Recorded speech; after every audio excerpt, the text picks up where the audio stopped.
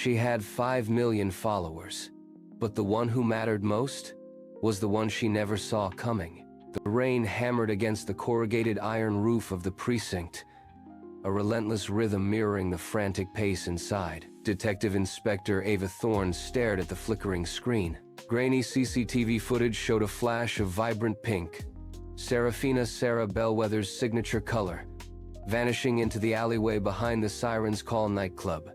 That was 3 days ago. And Sarah? She was gone, without a trace. The case ignited a media frenzy.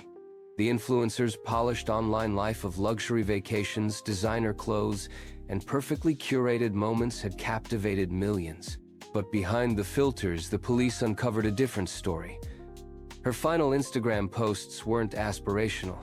They were disturbing.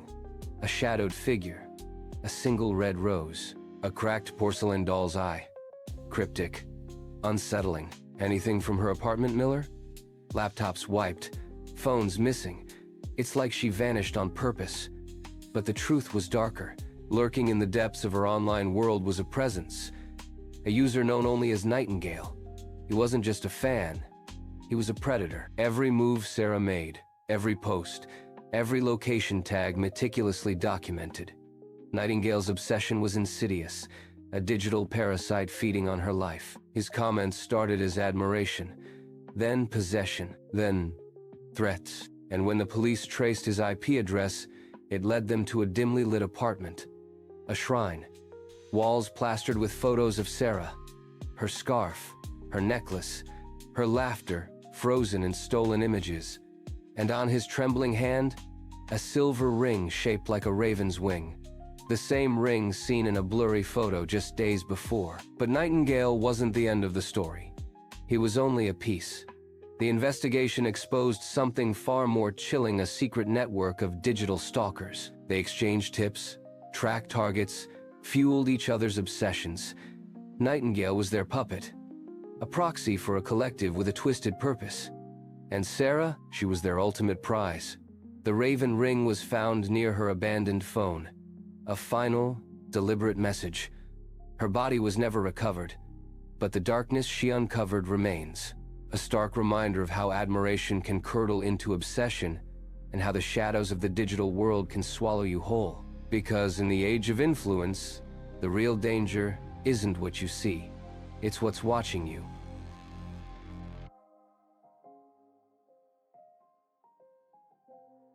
They say the truth will set you free, but what if the truth is the last thing you ever hear? In a case that has baffled both authorities and the public, Sarah Walker, the sharp-tongued, fearless podcaster behind Unsolved Echoes, simply vanished. One day, she was dissecting cold cases and unveiling long-buried secrets. The next, she left behind only a cryptic final episode, an unfinished blog post, and a city consumed by speculation. Sarah's podcast had focused on the Blackwood case, the brutal murder of Eleanor Blackwood, a young socialite, 2 decades ago. The prime suspect, a shadowy figure known only as the Serpent, had long evaded capture, turning the case into a ghost story whispered among the city's residents. But Sarah was never one to settle for whispers. For 6 months, she painstakingly pieced together evidence, interviewed witnesses, and delved into the dark underbelly of Eleanor's life. Her final episode, The Serpent's Song, crackled with an unnerving tension and an unmistakable sense of urgency. The episode unfolded as a fragmented narrativa collage of unsettling soundbites interspersed with Sarah's increasingly agitated commentary. Listeners reported hearing snippets of hushed conversations, background noises that resembled distant footsteps, and a recurring, low subsonic hum that sent chills down their spines. In one moment captured on tape, Sarah's strained voice whispered, "I think I'm close. Too close. He's watching. I can feel it." Shortly after, the recording descended into a cacophony of distorted sounds, a screech of metal, the heavy thud of an unknown object before a sudden, cut-off scream plunged the episode into static and silence. An equally perplexing clue lay in Sarah's unfinished blog post.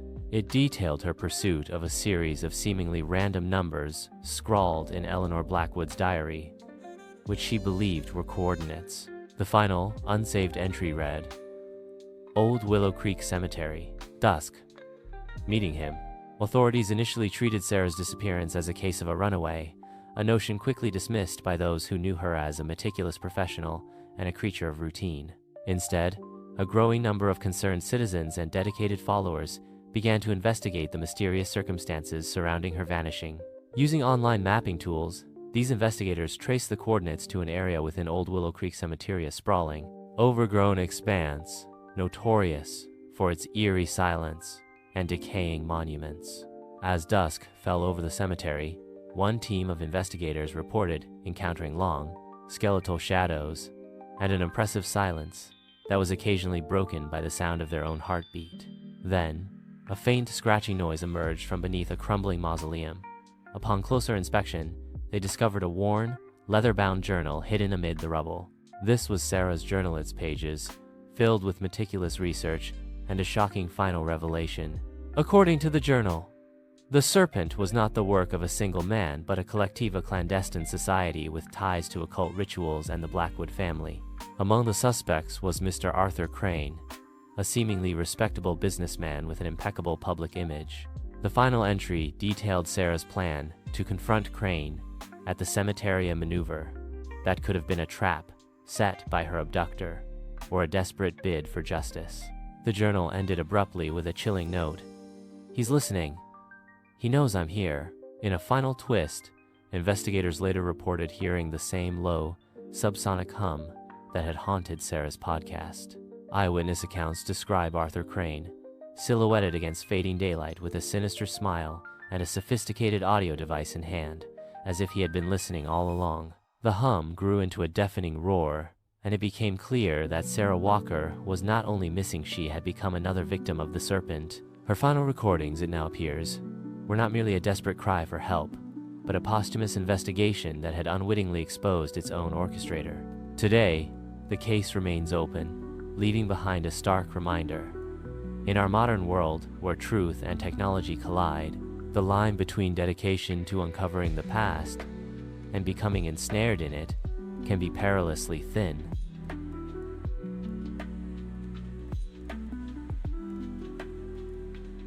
They say truth is stranger than fiction. Tonight, we uncover a real-life mystery that defies explanation. In early 2023, a reclusive digital artist known only by the moniker Aether captured the world's attention when one of their surreal, cryptic pieces went viral.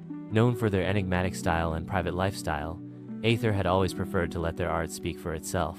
But as the piece spread across social media, transforming them from an obscure creator into an overnight sensation, something unsettling began to unfold. Shortly after the explosion in popularity, Aether started receiving fan mail letters, packages, and emails that were as disturbing as they were admiring. These messages contained unnerving replicas of the viral artwork, along with detailed observations that suggested the sender possessed intimate knowledge of Aether's personal life.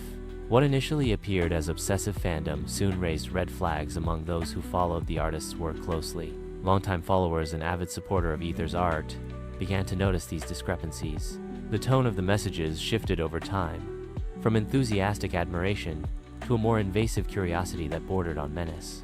As more evidence surfaced, it became clear that this wasn't just idle fan behavior. There was a calculated precision in the way the sender mimicked Aether's signature styly precision that hinted at a deeper, more disturbing connection. Then, without warning, Aether vanished. No public statement, no farewell message, just silence. The disappearance shocked the art community and left many wondering if the ominous fan mail had something to do with it. Local authorities initially treated the case as a missing person investigation, but as the trail grew colder, attention turned to a group of dedicated fans determined to uncover the truth. They banded together, combing through digital archives, social media posts, and obscure online forums where Aether's work had once been discussed. Every piece of digital evidence, the timestamps on emails, the locations hinted at in the messages, and even metadata embedded in the artworks became part of a larger puzzle.